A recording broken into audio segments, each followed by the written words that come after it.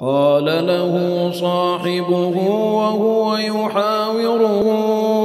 أكفرت بالذي خلقك من تراب ثم من نطفة ثم سواك رجلا لكن هو الله ربي ولا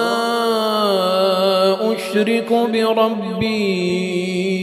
أحدا ولولا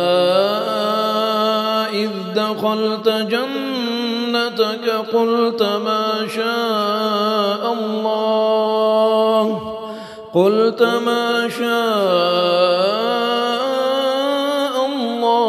لا قوة إلا بالله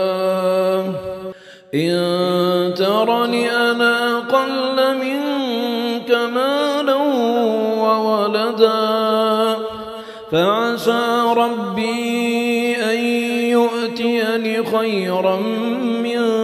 جنتك ويرسل عليها حسبانا من السماء فتصبح صعيدا زلقا أو يصبح ماؤها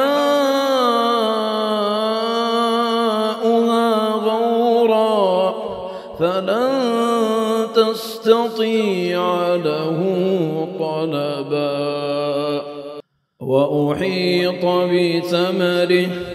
فأصبح يقلب كفيه على ما أنفق فيها وهي خاوية على عروشها